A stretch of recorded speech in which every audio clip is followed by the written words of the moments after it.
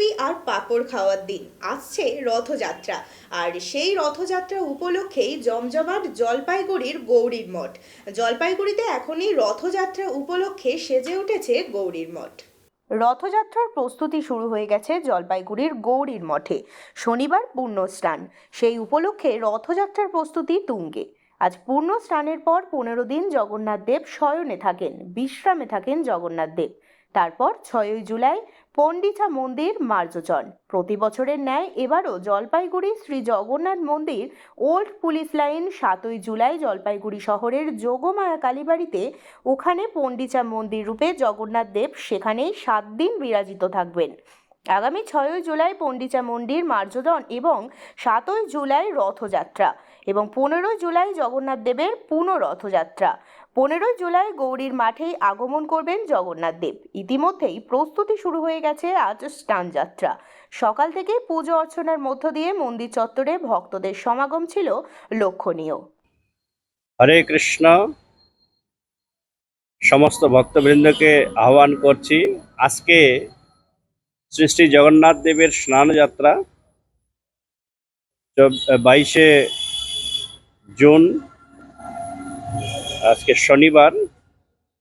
আজকে জগন্নাথ দেবের স্নানযাত্রা থেকে শুরু করে 15 দিন স্নানের পরে জগন্নাথ দেব 15 দিন শয়নে থাকেন, বিশ্রামে থাকেন। তারপরে আগামী 6ই জুলাই গুন্ডিচা মন্দির মার্জন।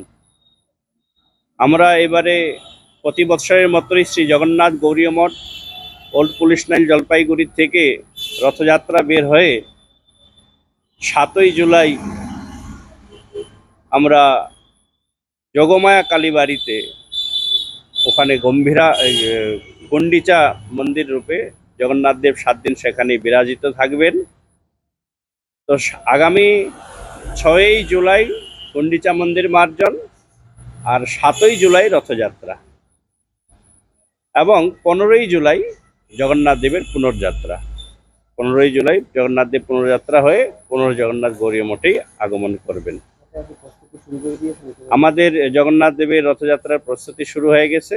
আজকে স্নান যাত্রা একটু পরে শুরু হবে। আমাদের রথ তৈরি হচ্ছে, মানে যে একটুখানি সংস্কার আদি করতে হয় প্রতি বছরেই রথের সময়, সেই রথ সংস্কার কার্য শুরু হয়ে গেছে অনেক আগের থেকেই। এখন চলছে, প্রস্তুতি চলছে সমস্ত কিছুই। আজকে থেকে শুরু হয়ে গেল রথযাত্রার ঘন্টা বেজে গেল। আমি পুলিশ প্রশাসন এবং অন্যান্য যাদেরকে নিমন্ত্রণ করার, সকলকে মোটামুটি নিমন্ত্রণ করা হয়ে গেছে। পুলিশ প্রশাসন আমাদেরকে আশ্বাসন দিয়েছেন, প্রতি বছর যেভাবে আমাদেরকে তারা গাইড করেন এবারেও তারা করবেন। আর আমি আশাবাদী যে জলপাইগুড়ির সমস্ত ভক্তবৃন্দ জগন্নাথ দেবের এই রথযাত্রাকে খুবই উৎসাহ উদ্দীপনা সহকারে উৎসবকে উদযাপিত করেন। তারা সকলেই উৎসবে উপস্থিত হবেন। সমস্ত জলপাইগুড়িবাসী ভক্তবৃন্দ, জলপাইগুড়িবাসীকে আমি নিমন্ত্রণ জানাচ্ছি শ্রী জগন্নাথ গৌরী মঠের পক্ষ থেকে। আমার নাম পুণ্ডরিক দাস, বর্তমান শ্রী জলপাইগুড়ি গৌরী মঠের অধ্যক্ষ। আমার নাম পুণ্ডরিক দাস।